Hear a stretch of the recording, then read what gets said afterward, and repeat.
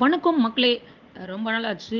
எங்களுடைய பாரதி ஆதரவற்றோர் அன்பு இல்லத்திலருந்து ஒரு வீடியோ போட்டு, இன்னைக்கு பார்த்தீங்க அப்டின்னா, எங்களுடைய இல்லம் திருநகர் 7வது ஸ்டாப்ல மதுரையில இருக்குங்க. பாரதி ஆதரவற்றோர் அன்பு இல்லம். இந்த அன்பு இல்லத்தில பார்த்தீங்கன்னா, கிட்டத்தட்ட 35 பேர் இருக்காங்க. இதில பார்த்தீங்க அப்டின்னா, 4 சுவத்துக்குள்ளேயே வந்து அவங்களுடைய லைஃப் முடியக்கூடாது அப்டின்றது தான் என்னுடைய ஆசை. எப்பயுமே வந்து அவங்களுக்கு ஃப்ரீடமா வீட்ல இருந்த மாதிரியே அவங்க இருக்கணுன்றது தான் என்னோட ஆசை. அத நிறைவேத்துறதுக்காகவே நெறைய நாள் ஒரு பிளான் போட்டு, இன்னைக்கு தாங்க அந்த வாய்ப்பு அமைஞ்சது. எல்லாரும் சேர்த்து அழகர் கோயிலுக்கு போறோம் அப்படின்னு நாள் தான் முடிவு பண்ணோம். உடனே இன்னைக்கு கிளம்பிட்டோம்.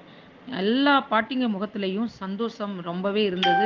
அழகர பார்க்க போறோமே அப்படின்ற ஒரு சந்தோஷம், வெளியில போறோமே அப்படின்ற ஒரு சந்தோஷம். சின்ன பிள்ளைங்களா எல்லாருமே மாறிட்டாங்க.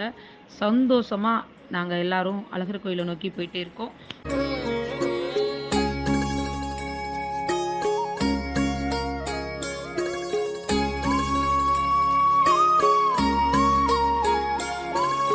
அழகருக்குள் போற வழியில எங்கேயும் பார்த்தீங்க அப்படின்னா, அழகான வந்து பாட்டு போட்டாங்க. அத ரசிச்சுக்கிட்டே போனோம். அது மட்டும் இல்லைங்க, அழகா வந்து 2 பக்கமும் மலைக்கு நடுவுல 2 பக்கமும் வந்து அழகா பச்சை பசேல்ன்ற வந்து அப்படியே அந்த மரத்தையும், குரங்குகள் பண்ற சேட்டையும் ரசிச்சவாறே நாங்க எல்லாரும் சேர்ந்து, அப்படியே மேல ராக்காயம்மன் கோயிலுக்கு ஸ்ட்ரைட்டா போயிட்டோம். ஏன்னா, நாங்க போன மணி நேரம் 12 மணிக்கு மேல ஆயிருச்சு. ஸோ, அதனால அழகர பார்க்க கண்டிப்பா நட சாத்தியிருப்பாங்கன்றதுனால, நேரா ராக்காயி அம்மன் கோயிலுக்கு போனோம். ராக்காயி அம்மன் கோயிலுக்கு போறதுக்கு படி 108 படிங்க. அந்த 108 படியிலயும் எல்லா பாட்டிங்கனாலயும் ஏற முடியாதுன்றதுனால, பாதி பேர் வேன்லயே இருந்துட்டாங்க. ஸோ, மீதி பேர் எல்லாரையும் கூட்டிட்டு நாங்க படியேறினோம். படியேறி அந்த தீர்த்தம் வரைக்கும் வந்தாங்க. அதுலயும் பாவம் 2 பாட்டியால முடியல. அவங்களுடைய சேஃப்டிக்காக அவங்கள அப்படியே திருப்பி உட்கார வச்சுட்டு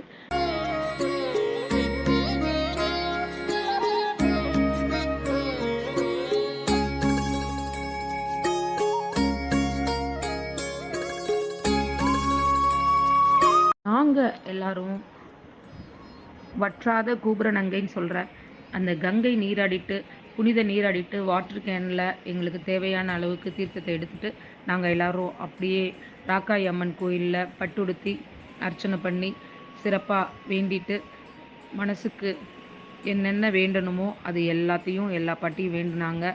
வேண்டி முடிச்ச கையோட அப்படியே வந்து நடக்க முடியாத பாட்டி கூட நான் 108 படி வரைக்கும் ஏறி வந்துட்டேனேன்னு சந்தோஷப்படுற அளவுக்கு அவங்களுடைய பூரிப்பு இருந்தது. ஏன்னா, நான் நடக்கவே முடியல, மூட்டு வலிக்குது, கால் வலிக்குது அப்படின்னு சொன்னவங்க தான். ஆனா, உண்மையிலே எனக்கே ஆச்சரியமா இருந்தது. பரவாயில்லையே ஏறிட்டாங்களேன்னு. அவங்க ஏறி இறங்குனது ரொம்பவே சந்தோஷமா இருந்தது. அதுக்கப்புறம் நேரா எல்லாரும் பழமுதிர் சோலைக்கு போனோம். பழமுதிர் சோலையில பார்த்தீங்க அப்படின்னா, நல்லா சாமிய முருகன நேருக்கு நேரா அங்க உள்ள பூசாரி சொல்லவே வேண்டாம். ரொம்பவே சிறப்பா எங்களுக்கு தரிசனம் பண்றதுக்கு வழிவகை செஞ்சாங்க. நாங்க எல்லாரும் போயி சிறப்பான முறையில பழமுதிர் சோலை முருகன தரிசிச்சோம்.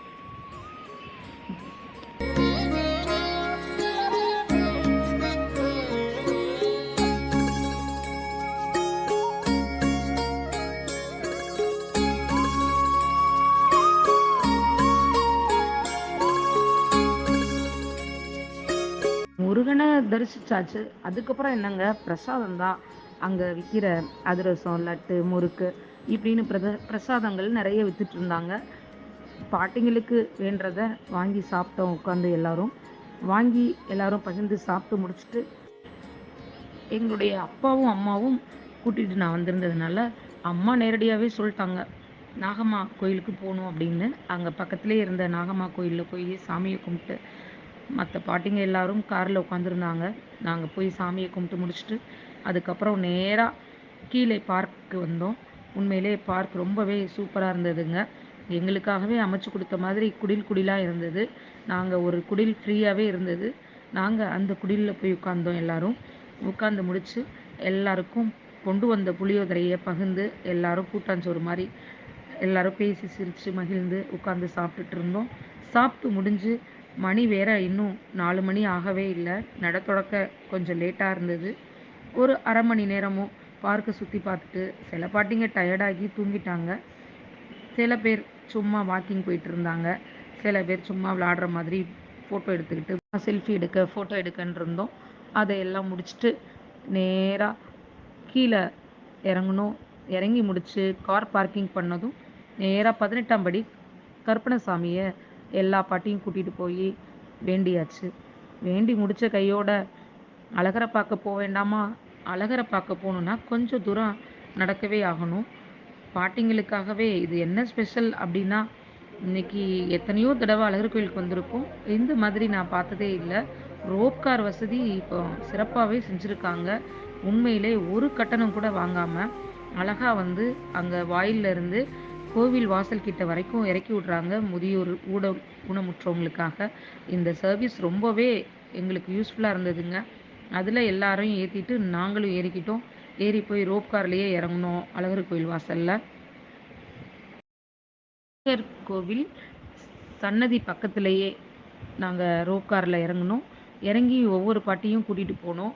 ரொம்ப நாள் ஆச்சு அழகர பார்த்து அப்படின்றதுனால, எனக்கு அங்க உள்ள படிகள பத்தியே சரியா தெரியல.